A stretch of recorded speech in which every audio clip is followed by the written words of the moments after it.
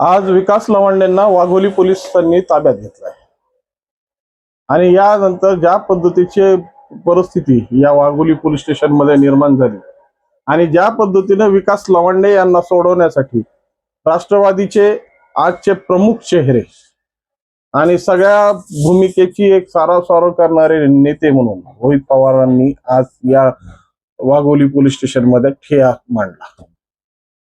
नेमकं काय प्रकरण आहे या वाघोली वाघोली पोलीस स्टेशन मध्ये ज्या पद्धतीने विकास लवांडेंच्या अटकेनंतर ही सगळी जमाव करण्याच्या मागे आणि नेमकं वारकरी संप्रदायांच्या भावना दुखून या सगळ्या गोष्टींवर पाणी फिरणारे विकास लवांडे यांना का अटक करण्यात आलं याचंच विश्लेषण करण्यासाठी आज तुमच्यासमोर। नमस्कार, मी राजेश दुबे, आपण पाहत आहात मंथन। महाराष्ट्रात गेल्या 2 महिन्यापासून वारकरी संप्रदायाच्या संदर्भातून चांगल्याच पद्धतीचे विस्फोट होत आहेत। लातूर येथील कुंभमेळा, वारकऱ्यांचा कुंभमेळा आयोजित करण्यात आला, तिथून ही प्रक्रिया सुरू झाली। तर त्यानंतर ज्या पद्धतीने या विकास लवांडेंनी या वारकरी संप्रदायाचे 2 भाग केले, एक वारकरी संप्रदाय आणि हिंदुत्ववादी वारकरी संप्रदाय। खऱ्या अर्थानं हिंदुत्ववादी वारकरी संप्रदाय असल्याशिवाय या पांडुरंगाची जी झेंडी आहे, वारकऱ्यांच्या माध्यमातून जी एक वैष्णवी पताका आहे, या पद्धतीने एक साधी राहणी आणि उच्च विचाराचा एक गवगवा करणारी आणि सर्वसामान्य लोकांमध्ये अध्यात्माची ज्योत पेटून ठेवणारी ही वारकरी संप्रदाय। मग ह्यामध्ये असे 2 भाग कसे करता येतील?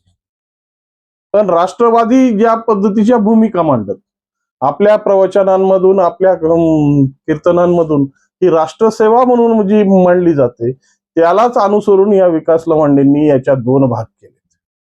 विकास लवांडेंवर ज्या पद्धतीने शरदचंद्र पवार राष्ट्रवादीच्या प्रवक्ते म्हणून जबाबदारी आहे, तर खऱ्या अर्थानं प्रवक्त्यांनी आपल्या मृदू भाषेतून पक्ष संघटित केला पाहिजे, पक्षाच्या बाजू मांडून सांगितल्या पाहिजे।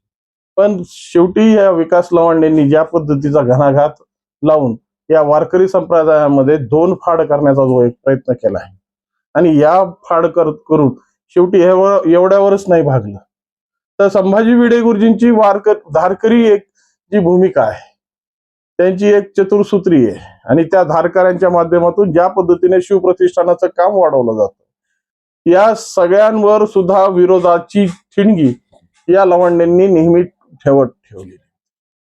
या सगळ्या गोष्टींच्या भावना दुखावल्या आहेत, म्हणून वारकरी संप्रदायाच्या वतीनं वाघोली पोलीस स्टेशन मध्ये एक फिर्याद नोंदवण्यात आली आणि त्या फिर्यादीवरून वाघोली पोलीस स्टेशनने गुन्हा दाखल केला।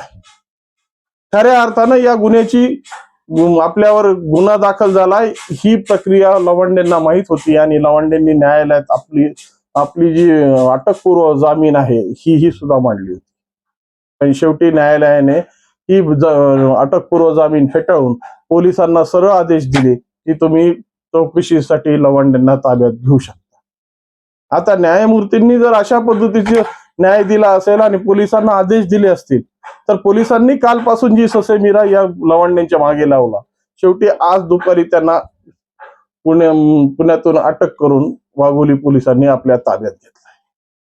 खऱ्या अर्थानं वारकरी संप्रदाय जो सामाजिक जीवनामध्ये आजपर्यंत या महाराष्ट्रात अखंड हरिनामाची एक ज्योत तेवत ठेवतोय।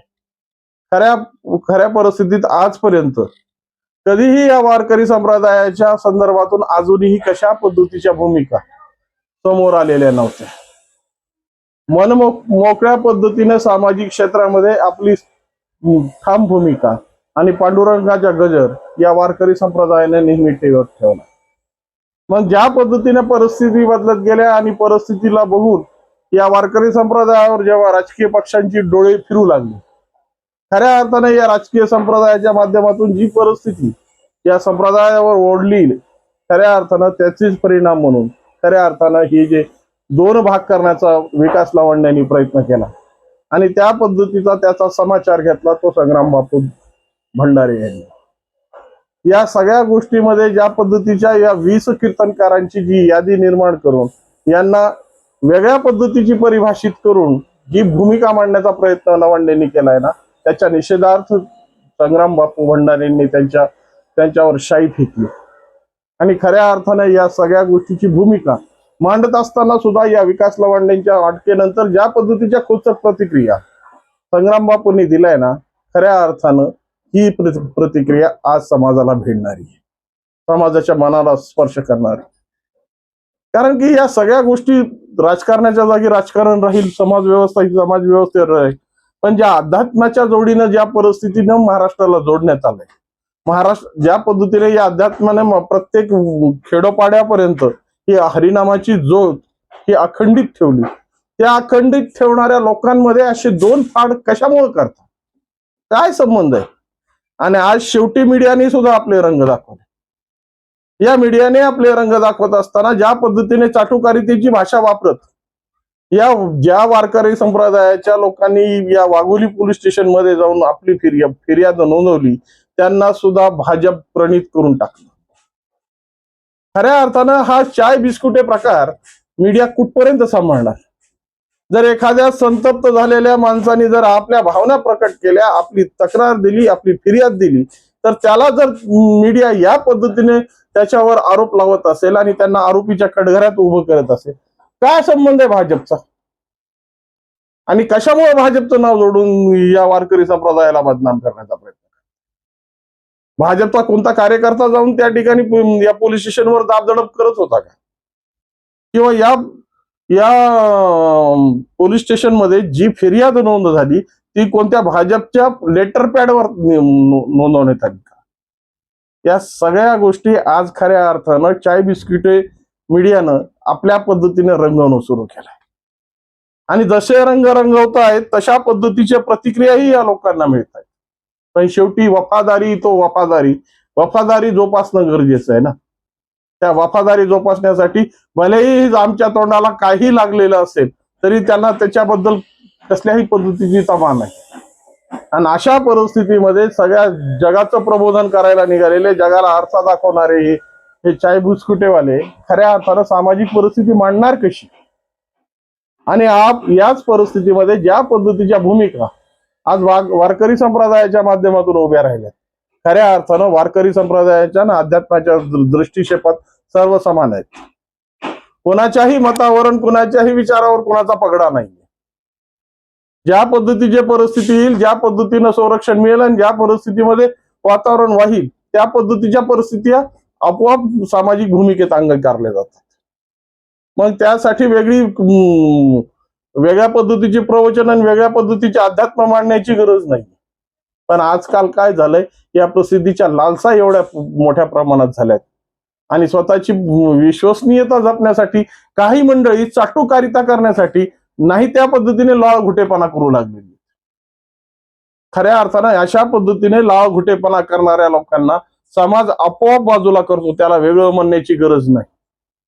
पण जेव्हा समाजाची भूमिका जर या पद्धतीची असेल आणि सामाजिक परिस्थितीमध्ये आज जर आत्मविस्मृत झालेल्या परिस्थितीमध्ये जर त्याची खरी स्मृती आणून सामाजिक कामासाठी जर त्याला जागा करण्यात येत असेल तर त्याच्यात पोट दुखण्याचं कारण काय?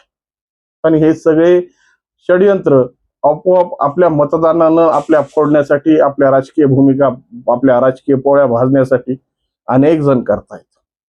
आणि ह्याचीच परिणिती आहे की आजही आम्ही ज्या पद्धतीने आपसातच धक्के मारून स्वतःची गाड्या स्वतः हाताने फसवण्याचे धंदे सुरू केलेत ना, त्याला कारणीभूत अशा पद्धतीच्या परिस्थिती. तरी या परिस्थितीला जोड देण्यासाठी खऱ्या अर्थानं विकास लवांडेंना आज ज्या पद्धतीने ताब्यात घेतलंय, या ताब्यात घेतल्यानंतर या वारकरी संप्रदायाच्या माध्यमातून ज्या काही तक्रारी नोंद करण्यात आल्यात आणि आता खऱ्या अर्थानं या रोहित पवार आणि त्यांच्या सोबतच्या सर्व कार्यकर्त्यांचं मत आहे की लवांडेंना टेबल जामीन मिळावा. पण पोलीस स्टेशनमध्ये नमूद केलेल्या कायदे कलमानुसार जो गुन्हा टेबल जामीनचाच होऊ शकत नाही, त्याला न्यायालयामध्ये हजर केल्याशिवाय त्याला म्हणजे जामीन मिळू शकत नाही. तर मग या पद्धतीचा अट्टहास करून अशा पद्धतीची राजकीय परिस्थिती गरम तापून शेवटी हस्तगत काय होणार आहे? शेवटी मीडियाचं राजकारण मीडियाच्या ठिकाणी राहिलं, कार्यकर्त्यांचं राजकारण कार्यकर्त्यांच्या ठिकाणी राहिलं. पण ज्या संदर्भातून या वारकरी संप्रदायावर बालंट ठेवून ज्या पद्धतीने दोन फाड करून वारकरी संप्रदायाच्या भावना दुखावल्यात, या दुखावलेल्या भावनेला आज मिळालेलं हे उत्तर कदाचित कायद्याच्या कसोटीवर तावून सुलाखून निघणार. आणि नेमकं हे अशा पद्धतीच्या भावना दुखवण्याचा अधिकार न कोणत्याच पक्षाला नाही. ते भाजप असो, राष्ट्रवादी असो, काँग्रेस असो किंवा अन्य कोणी असो. अध्यात्माच्या विकासावर अध्यात्माच्या सानिध्यात जाऊन अध्यात्माची अशा पद्धतीची दुफाड करण्याची जी प्रवृत्ती जी एक करू पाहणाऱ्या लोकांना अशाच पद्धतीचा धडा देणं गरजेचं आहे.